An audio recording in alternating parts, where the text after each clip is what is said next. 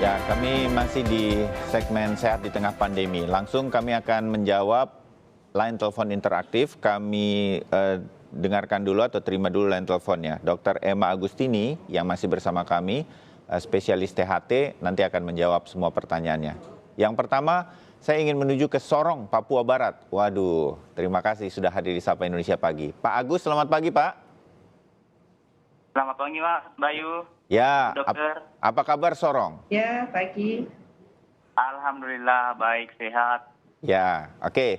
Pak Agus silahkan langsung bertanya dengan Dr. Emma. Oke, Mas Bayu. Ya begini Bu Dok, saya istri ini berapa tahun yang lalu itu pernah ada masalah dengan dia punya kakak, dipukul kepalanya. Terus sejak itu langsung pendengarannya terganggu. Sampai sekarang dia semacam tuli-tuli begitu Dok. Itu kira-kira bagaimana Dok? Terus harusnya bagaimana begitu?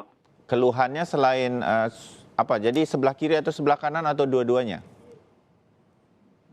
Dua-duanya Mas Bayu, dua-duanya. Keluhannya jadi agak sulit mendengar begitu ya? Begitu, ya. Baik, oke. Terima kasih Pak Agus. Nanti dijawab oleh Dr. Emma. Saya sekarang pindah dulu ke Pak Adi di Lenteng Agung, Jakarta Selatan. Pak Adi, selamat pagi Pak. Selamat pagi Mas Bayu, selamat pagi Dr. Emma. Ya, silakan langsung. Oke, jadi gini dokter, saya kalau tidur kan ngorok dok. Nah terus dalam tidur itu saya tiba-tiba suka keselak, tersendak gitu sampai kayak asam lambung naik ke atas terus saya batuk-batuk hebat begitu dok. Nah itu kira-kira karena apa ya dok? Oke. Terus itu aja Pak ada Adi. penyembuhannya nggak dok gitu? Oke. Ya, terima kasih Pak Adi. Nanti didengar jawabannya dari Dr. Emma. Saya pindah ke Bogor, Jawa Barat. Ada Pak Muklis. Pak Muklis, selamat pagi. Halo Pak Muklis. Tampaknya terputus. Kita akan coba lagi untuk menghubungi lagi Pak Muklis di Bogor.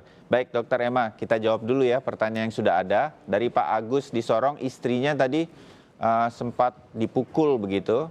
Dan kemudian jadi ada kendala untuk mendengar di dua telinganya. Bagaimana itu, Dr. Emma? Baik, Pak Agus di Sorong ya. Ya. Kejadian ini kalau tidak salah tadi dikatakan sudah beberapa tahun yang lalu. Betul. Pernah diperiksakan nggak waktu setelah kejadian atau langsung diperiksakan? Atau pada saat setelah kejadian adakah gejala awal yang timbul? Misalnya keluar darah dari telinga atau telinganya langsung berdenging yang nggak hilang-hilang gitu. Karena ada dua kemungkinan. Yang pertama, kalau memang gangguan pendengaran itu akibat terpukul, yang paling banyak adalah gendang telinga itu pecah. Nah, kalau gendang telinga pecah, biasanya gejala awalnya pasti ada sedikit darah yang merembes keluar. Iya. Nah, biasanya kalau kayak gitu, kalau memang langsung ke dokter THT itu bisa langsung lihat gitu. Oh ini gendang telinganya pecah, otomatis pendengaran pasti terganggu.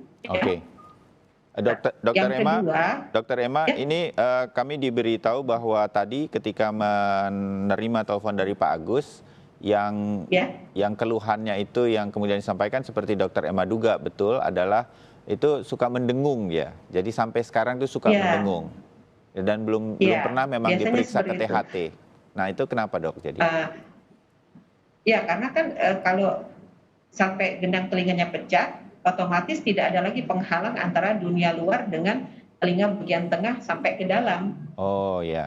Jadi sarafnya jadi ikut kena gitu loh. Atau kalau memang tidak ada kaitan dengan dipukul itu dan gangguan pendengaran itu paling sering terjadi karena kotoran telinga. Nah, kotoran telinga terlalu banyak, mungkin menumpuk sampai mengganggu pendengaran itu bisa terjadi. Kalau yang terjadi adalah akibat pemukulan misalnya karena peristiwanya kemudian dirasakan setelah terjadinya pemukulan di kepala itu apapun itu, termasuk rusaknya gendang telinga masih mungkin diperbaiki atau paling tidak ada perbaikan dari kondisi sekarang begitu, kalaupun tidak sembuh total begitu, Dokter Emma? Kalau gendang telinganya yang sampai pecah, itu bisa diperbaiki dengan dioperasi. Oh, jadi gitu. kondisi gendang telinganya istilah kita tuh ditambal gitu ya, diperbaiki supaya dia bagus lagi. Tapi kondisi pendengaran biasanya tidak akan kembali normal seperti pada awal. Ada perbaikan, tapi tidak bisa seperti yang awal, yang tidak ada gangguan sama sekali. Baik, ya. Jadi sekali lagi penting untuk memeriksakan secara rinci atau detail mengenai hal ini ya, dokter. Baik. Dari Pak Adi tadi di Lenteng Agung yang mendengkur kalau tidur dan kemudian tiba-tiba tersedak begitu. Nah, hal semacam ini nih ada hubungannya ya dok dengan THT begitu? Silakan, Dokter Emma. Ada Mas Bayu. Ya. Jadi kalau sebenarnya saya perlu menanyakan juga nih ke Mas Adinya ini. Berapa sering itu terjadi? Oh ya. Sudah berapa lama? Bagaimana dengan berat badan?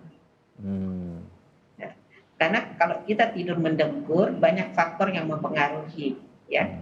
Yang paling sering itu adalah berat badan yang berlebih. Oh, oke. Nah, karena berat badan berlebih, lalu lemak-lemak itu berkumpulnya atau banyak di daerah leher. Jadi rongga nafas kita, tenggorok kita tuh makin sempit. Karena makin sempit, butuh usaha untuk dia bernafas. Akhirnya yang timbul adalah mengorok. Atau dia punya penyakit seperti alergi di hidung, jadi hidungnya itu selalu tersumbat, itu juga bisa bikin mendengkur.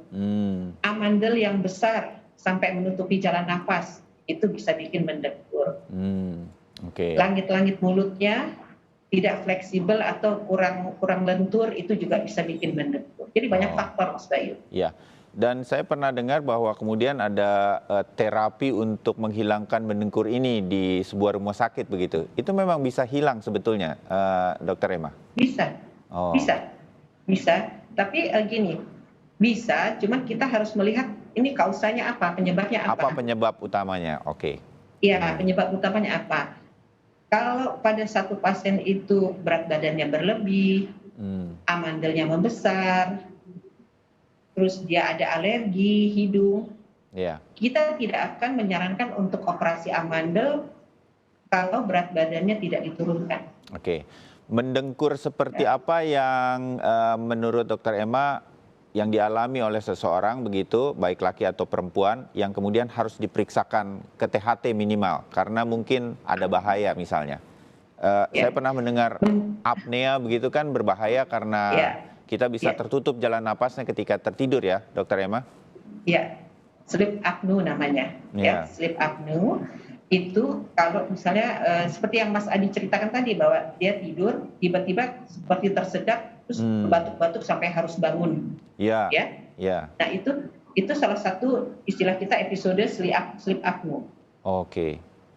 Nah, kalau dalam satu malam sampai beberapa kali mengalami itu, misalnya lebih dari 3 kali, terus bangun tidur pagi-pagi orangnya bukannya merasa segar, tapi jadi sakit kepala, terus terasa capek, kualitas hidupnya jadi nggak bagus, sebaiknya segera periksakan ke dokter. Oh ya, baik. Nah hal semacam ini yang harus menjadi concern ya. Baik, terima kasih Dokter Emma mengenai mendengkur ini menarik.